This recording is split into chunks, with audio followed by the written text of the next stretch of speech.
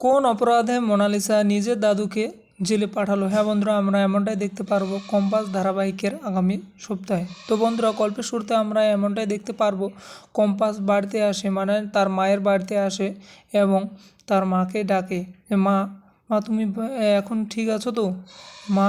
এরপর কম্পাস মেঘকে বলে, বাবা কোথায় গো দিদিভাই? তখন মেঘ বলে, কাকু কাকু একটা ওষুধ খুঁজতে গেছে, কোথাও পাওয়া যাচ্ছিল না, তাই কাকু ওই ওষুধটা আনতে গেছে। এই কথা শুনে তো কম্পাস বলে, আহ, বাবা কেন বেরিয়েছে বাড়ি থেকে? আমি বাবাকে বেরোতে দেইনি। আগের থেকে আমি বাবাকে বলেছিলাম যে তুমি বাইরে যাবে না, আমাকে বললেই তো আমি নিয়ে আসতাম। বাবা কেন বাড়ি থেকে বেরোলো?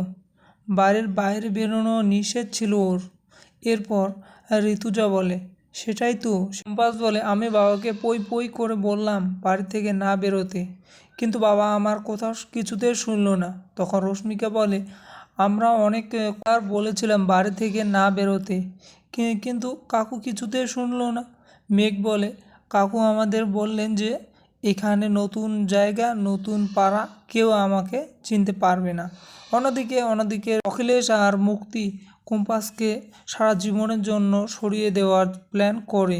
মুক্তি বলে, বিহানের কপালে শুধুই মোনালিসা আছে, আর কেউ নয়, কেউ না। আর এদিকে যে সব কিছুই কম্পাস ধরে ফেলে, কেউ টেরে পায় না। ঋতুজাকে বলে, আমি জানি মা, অখিলেশ স্যার আর মুক্তি মাসির হঠাৎ করে ছাড়াছাড়ি কেন হলো? আমার মনে হচ্ছে ওরা কোনো না কোনো তো একটা প্ল্যান করছে। তখন ঋতুজা বলে, মানে? কম্পাস বলে, মানে আমি তোমাকে সব কিছু বলবো মা, 24 ঘন্টার মধ্যে মুক্তি মাসির অল ডিটেলস, ও কোথায় থাকে, কি করছে, কার সাথে কথা বলছে, সব কিছু। এরপর ঋতুজাও কম্পাসের হয়ে খুব করতে থাকে যে ঠিক ঠিক মা, তুই পারবি, আর অখিলেশ যদি দোষী হয় আমি ওকে সাজা দেব। তখন রশ্মিকা বলে, সাজা? কি বলছো জেম্মা? আমি কিছু বুঝতে পারছি না, তুমি ঠিক করে আমাকে বলো তো কিসের সাজা? আর আর জেঠুমশাই কিসের সাজা পাবে? তখন ঋতুজা বলে, ও অখিলেশ যদি মুক্তির সাথে কিছু প্ল্যান করেই থাকে, আমি ওকে সাজা দেব, নিজের হাতে সাজা দেব।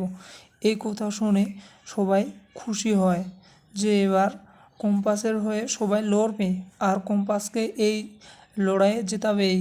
এদিকে মোনালিসা বিহানের ঘরে আসে এবং এক গ্লাস জল নিয়ে আসে এবং বলে, বিহান, তুমি তুমি শুধু আমার, আর কারো না।